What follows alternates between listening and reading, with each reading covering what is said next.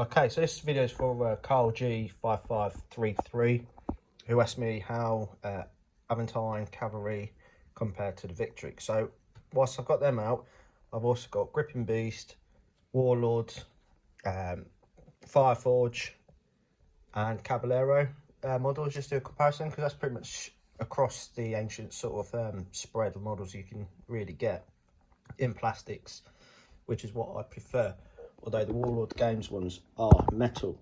And this is where I'm going to start. So these are probably some of the very first models I ever painted, about 6 years ago or so. I've never used them in anything.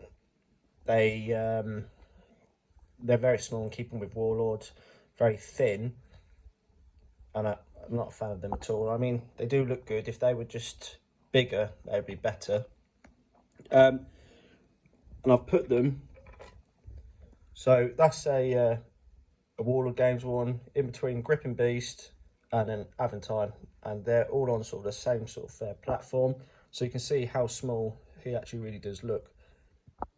Gripping Beast models, these ones in particular, really good kit. I really liked them, cheap really as well, good size, very much in keeping with Victrix. If anything, they're probably a little bit larger, but what I do like about them is, apart from that, they're easy to put together, is that the spears are a lot thicker, so they're unlikely to break really. Like I always say, my absolute favourite unit I've painted up, Simon Scarrow's Blood Crows, and yeah, they're a lot bigger than the Warlord Games. And then this is the Aventine. I remember putting these together, and it was an absolute nightmare, just trying to get the spears to stick, to get the riders to stick. I think I ended up using Gorilla Glue, something quite strong, to put these together. Metal models, weighty, but yeah, really good, paint up well. And then next to Victrix, yeah, I'd say they blend in perfectly. They're absolutely fine, no issues with that at all. And then again, Victrix, I remember getting my first Victrix horses, and compared to the Warlord stuff, I was very surprised how big they actually are. That's some Persian skirmishers,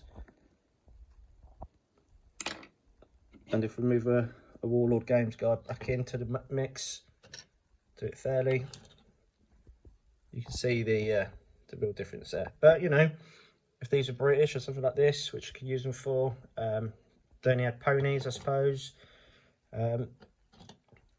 So who knows? Imagination. And you know, like we all say, from 2 foot away does it make a difference? No, but painting it and style, I do prefer Victrix over anything else. And then we've got the two here, Fireforge. Let me just bring my Victrix guys back in. So you can see the Fireforge horses are really, I know they've got the what's it called, the padding on and the blanket, but they're a lot wider, definitely a lot chunkier. But the that Deus Vault range they've got loads and loads of good models. And I've been watching the Eccentric Man's videos, because he built an army with Fireforge, and his army looks great. I was not a fan of the models, so I've been trying to find better places to get my models. I need some archers for my Crusader army. Would I go with Fireforge Games as a last resort, I think, unless I can find some newer ones, because I think the newer ones look pretty good. So that's Fireforge Games. So, you know, Desteriers, war horses, they're going to be big and chunky, so they're pretty decent models. You don't get a lot of options really with weapons or poses. That's the Mounted Sergeant set. And then lastly, I haven't glued this down as you can tell, but these are Caballero models. So I've started putting together my Crusader army. I want a sort of like a regiment of Templars, one of Knights of Evelyn, a regiment of Hospitallers, and then sort of like your Franks and your Normans. So I'm going to have about 4 or 5 divisions in it, so it's going to be pretty large. I'm slowly acquiring models and thinking about how I'm going to do it all. But I'll do a video on that later. But anyway, Caballero models. These ones are from D.B.A Miniatures and absolutely brilliant. This is how they came. No cleanup necessary.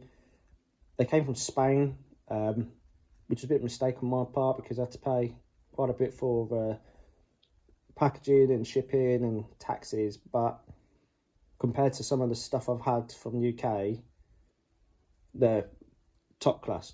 Really, really good. So that's D.B.A Miniatures on Etsy is what I use.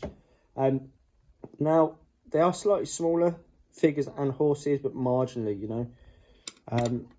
There's hardly anything in it, and a bit of variety is all good. Probably more in keeping with Warlord, just a lot better quality, and they are slightly bigger. And then the last thing I wanted to show is, why not? So this is one of the Camel Riders, also from Etsy, but this one's from Forge Master Minis. Again, top quality resin prints. I'm not sure if it's the right guy on there or put him on. I've only blue tacked him on. But for quality and size, he's really good.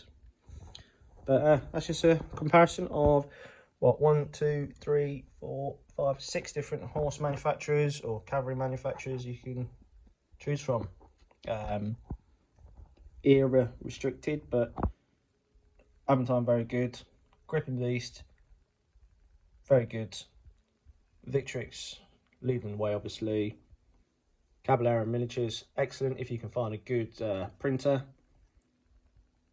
Forge Master Minis in the UK for me, and then Fireforge, all right, do the job, very basic but very cheap as well, affordable. And that's it. Okay, thanks for watching. Any questions, drop them in the comments box and I'll get back to you as soon as I can. Thanks very much.